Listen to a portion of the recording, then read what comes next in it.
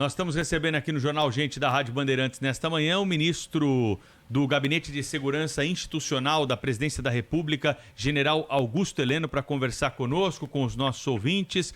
General Heleno, o presidente Jair Bolsonaro vai defender os interesses nacionais hoje, vai trazer a discussão aí mais para o campo central, né, nessa briga toda que a gente vê no mundo a respeito da questão ambiental. O que se pode esperar do discurso do presidente Jair Bolsonaro? Bom dia para o senhor. Bom dia. É lógico que o presidente vai defender os interesses nacionais como sempre fez, como faz em todas as oportunidades.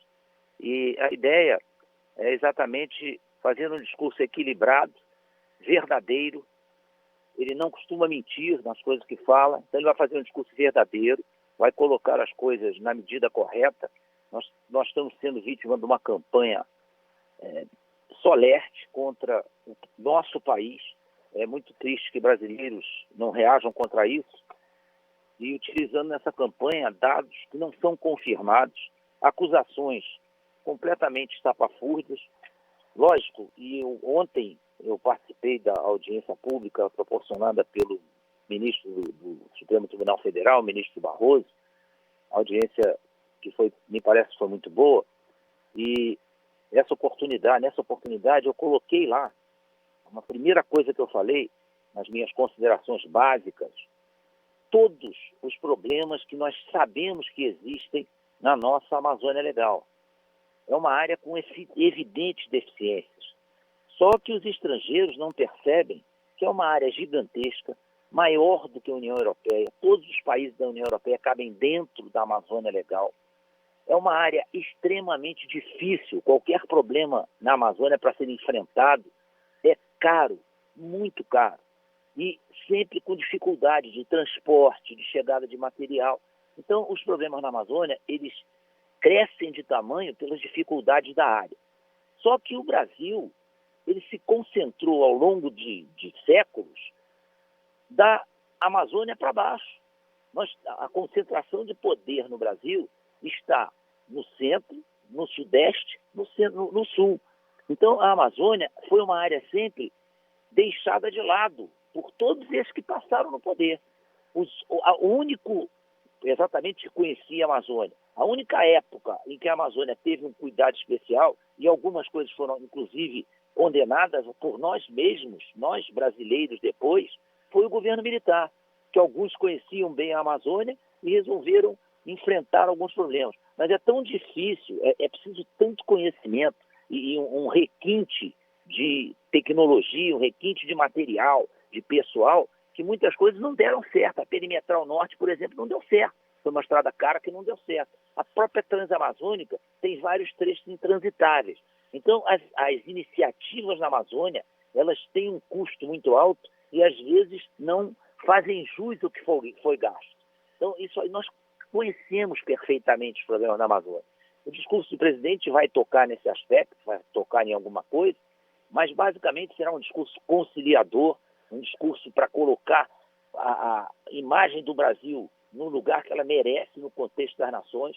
O Brasil é um país onde existe democracia plena, nós vivemos um clima de liberdade, nós temos um potencial espetacular, somos uma das 10 maiores economias do mundo, uma população que sempre viveu feliz. Lógico que hoje está sofrendo aí os efeitos dessa pandemia, mas nós temos certeza que o discurso do presidente vai ser muito bem recebido pela comunidade internacional.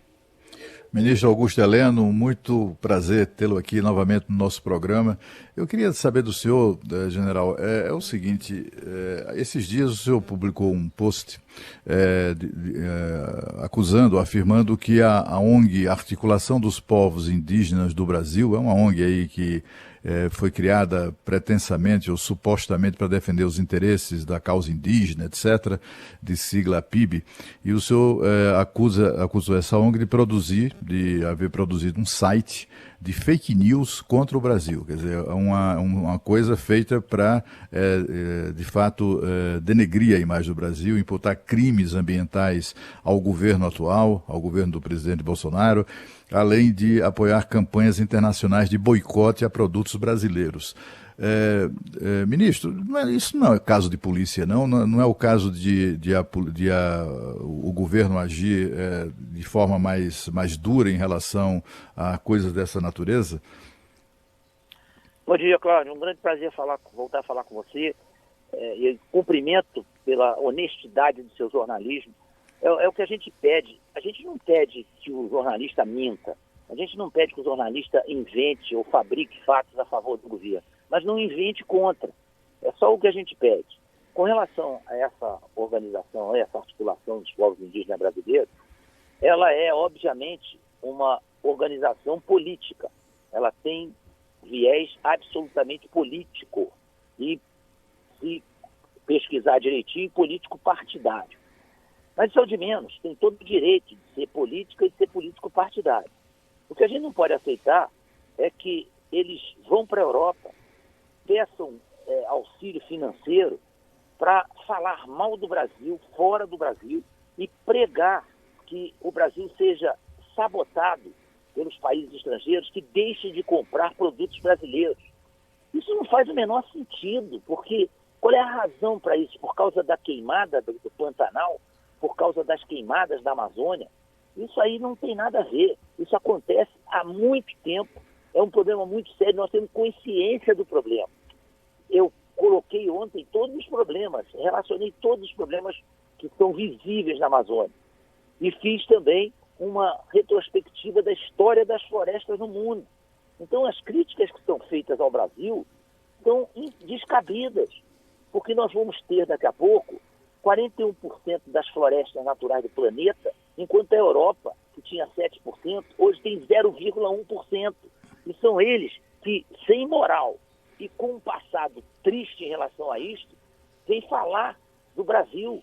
Então, isso aí, e nós não podemos aceitar que brasileiros natos se aliem a esse tipo.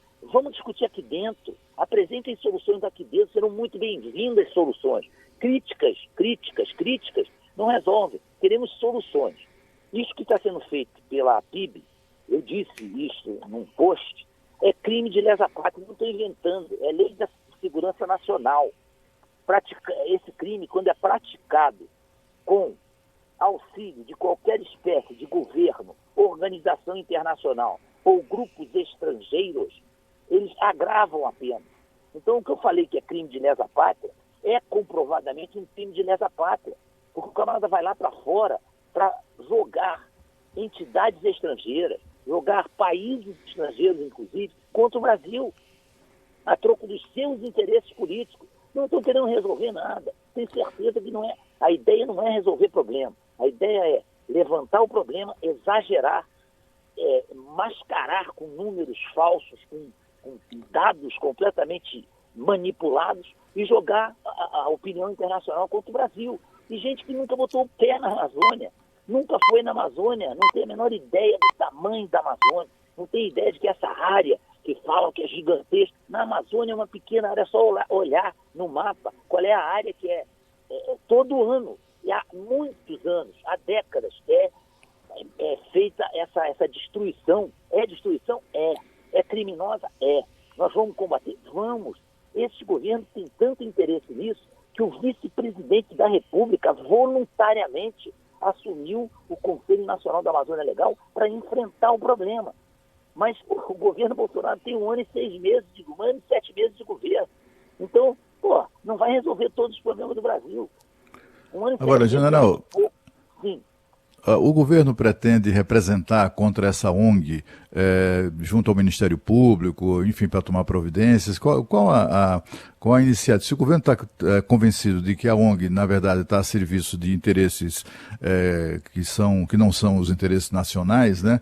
Aliás, a serviço de interesses internacionais, etc., inclusive de rivais do agronegócio brasileiro, o que é uma coisa ainda mais condenável, mas se o governo está tão convencido disso, por que não representa junto ao Ministério Público pedindo providências, investigação, abertura de processo na justiça, etc.? Olha, eu vou dar aqui a minha opinião. Eu acho que nós temos que fazer isso. E acredito que o ministro Levi é muito competente, é um homem extremamente sensato, ele é muito aplicado. As coisas que chegam no ministro Levi têm um tratamento assim, absolutamente isento. esse termo até hoje em dia ganhou uma conotação pejorativa, negócio de isentão, não sei o quê. Mas ele é uma pessoa totalmente equilibrada, sensata, e eu tenho certeza que ele está de olho nisso aí. A minha opinião é que nós temos que ir para cima. Assim, estamos levantando dados sobre essa articulação dos povos indígenas brasileiros, até porque acho que eles não têm nem CNPJ, então nós estamos buscando realmente qual é a missão deles, quais são seus verdadeiros objetivos, para, se for o caso, movermos uma ação contra esse trabalho nefasto que eles fazem.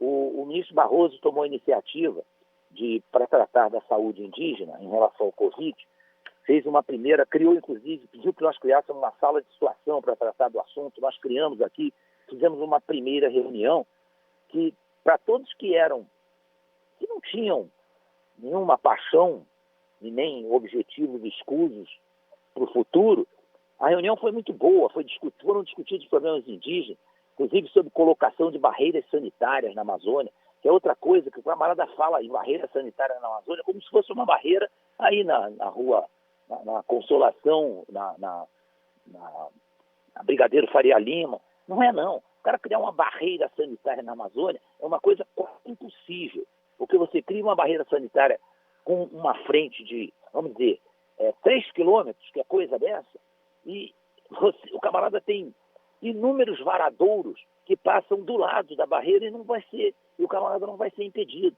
Porque o trânsito na Amazônia, para quem conhece a Amazônia e vai fazer esse trânsito a pé, é um trânsito absolutamente incontrolável.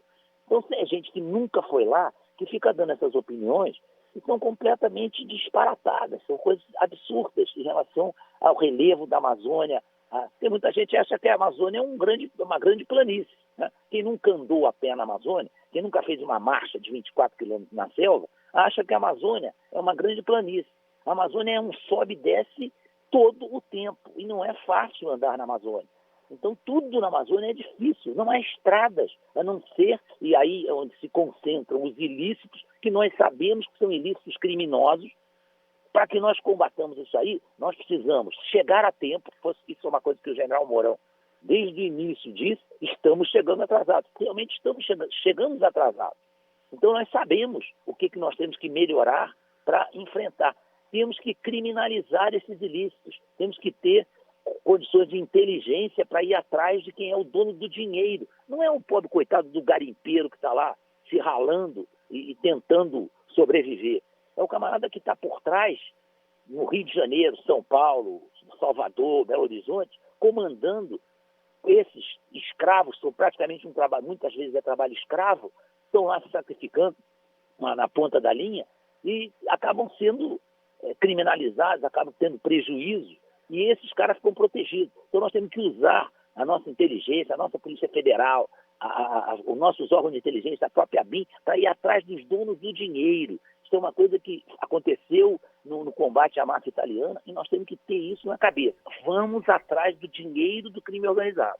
E isso tem que acontecer também em relação à Amazônia. Tudo isso tem sido feito. Gastou-se uma fortuna em plena pandemia. Gastou-se uma pequena fortuna para colocar tropas na Amazônia, colocar helicópteros. Não há deslocamento na Amazônia. Pega o caminhão, vai ali. Pega o carro, vai ali. Não existe isso. Ou você tem helicóptero para se deslocar em 90% da Amazônia, ou você vai ficar gramando ali e não vai conseguir chegar em lugar nenhum.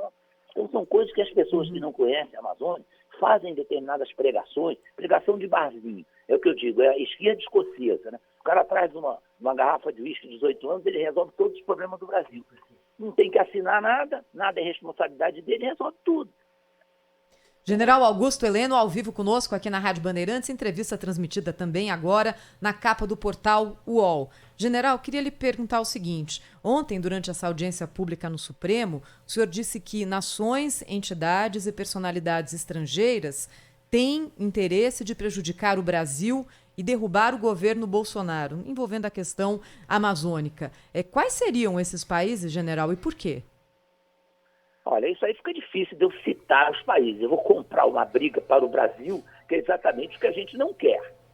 É lógico que as pessoas que leem jornal, que são bem informadas, têm na cabeça quais são esses países. Não cabe a nós, do governo, citar esses países, que eu vou criar um problema diplomático internacional. eu também não vou botar minha cabeça a prêmio, porque não vale a pena. Eu ando sem segurança. E o motivo, então, general? Por que haveria interesse estrangeiro em derrubar o governo Bolsonaro? Bom, primeiro motivo é que tem uma uma pequena parte de brasileiros que não admitem a alternância do poder. Nunca imaginaram que Bolsonaro pudesse ganhar a eleição. Bolsonaro era uma figura que apareceu na política, não passa nem do primeiro, não vai nem para o segundo turno. Aí se surpreenderam com a vitória dele. Aí resolveram, isso aí a gente derruba em um mês. Os meses estão passando e a popularidade do presidente está crescendo. Ele está fazendo um governo maravilhoso? Não, é difícil fazer um governo maravilhoso. Nós temos problemas sérios. É um país de 8 milhões e 500 mil quilômetros quadrados, com diferenças regionais marcantes. Só que ele vai atrás, corre, tem um ministério, eu nem me incluo nessa história, com alguns ministros excepcionais, que poucas vezes nós tivemos. Então, o desespero é esse. O tempo está passando e os meios legais estão se tornando cada vez mais distantes para fazer face ao presidente da República, para derrubar o presidente da República. Então, vamos partir para outras linhas que talvez tornem isso mais provável. É isso que acontece. E o grande foco, o grande sustentáculo econômico do Brasil hoje é a agroindústria. Não resta a menor dúvida, mais do que outros setores que são muito importantes, mas a agroindústria, pelo uso da tecnologia, inclusive pela pouca área que nós temos plantado, o pessoal sabe, tem levantado a área do Brasil que ainda pode ser usada pela agroindústria. E não estou nem incluindo a Amazônia, não incluo a Amazônia. Então, a área que nós temos ainda para ser aproveitada pela agroindústria, a gente que tem voado o Brasil inteiro, eu vou em quase todas as viagens do presidente, é impressionante o espaço que existe nas áreas altamente produtivas que ainda não foi plantado. Então, os camaradas estão apavorados. Pô, vem cá, esse país, nós hoje praticamente alimentamos mais de 1 bilhão de pessoas. E esse dado é um dado que, em termos econômicos, acaba prejudicando os interesses de outros países. E isto é levado em conta. Isto tem gente aqui que, como não admite a alternância de poder, vai usar todos os meios. Não interessa se vai prejudicar o Brasil, se vai prejudicar os pobres, se vai prejudicar a distribuição de renda. Não, isso aí é de menos importante. Eu quero voltar ao poder. Eu preciso voltar ao poder. Então é esse o problema. Esse é o maior problema. General Augusto Heleno, e sobre a questão do Pantanal? A chuva que caiu por lá ajudou, né? Tem muita gente que confunde o termo incêndio com queimada, né? Recentemente nós ouvimos aqui no Jornal Gente o ministro Ricardo Salles, né, que explicou a situação. Queria que o senhor atualizasse para o ouvinte da Rádio Bandeirantes qual que é a situação hoje lá no Pantanal e o que o governo prevê aí para as próximas semanas. Esse é um ponto interessante. A pergunta é ótima, porque engraçado é que incêndio é o da Califórnia. Do Brasil é queimado. Né? Da Califórnia, não interessa. As causas, é maravilhoso, é fantástico como é que o americano enfrenta os incêndios. Se fosse fácil enfrentar essa situação, não tinha incêndio todo ano na Califórnia. O incêndio da Califórnia foi gigantesco.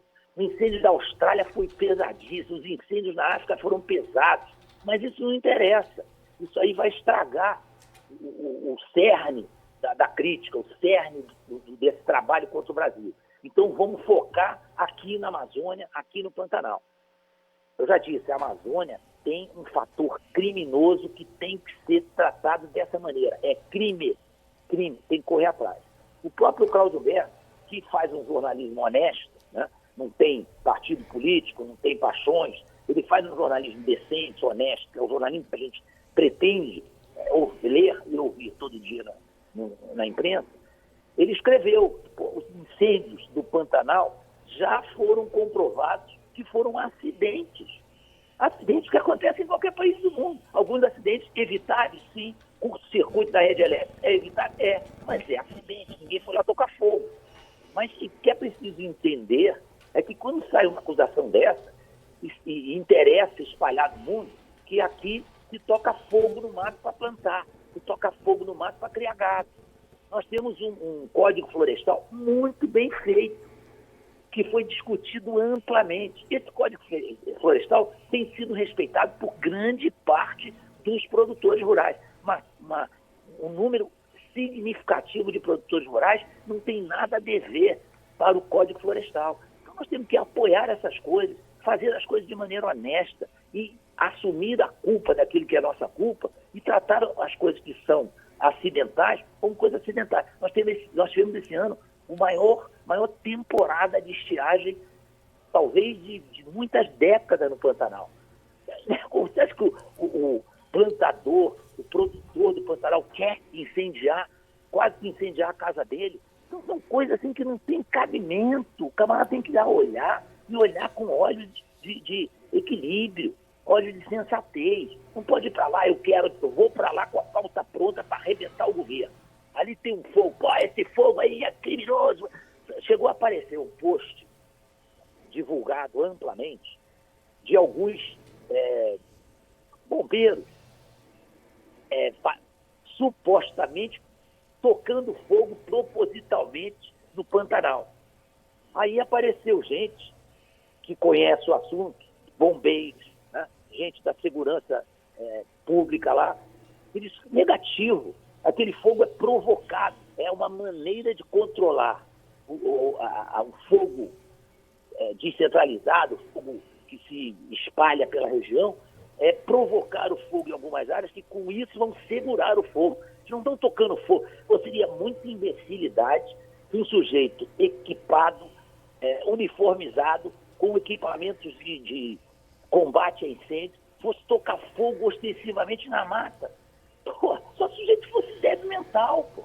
Então são coisas inadmissíveis. Como é que aceitam um troço desse e não param para pensar que isso fere a inteligência humana?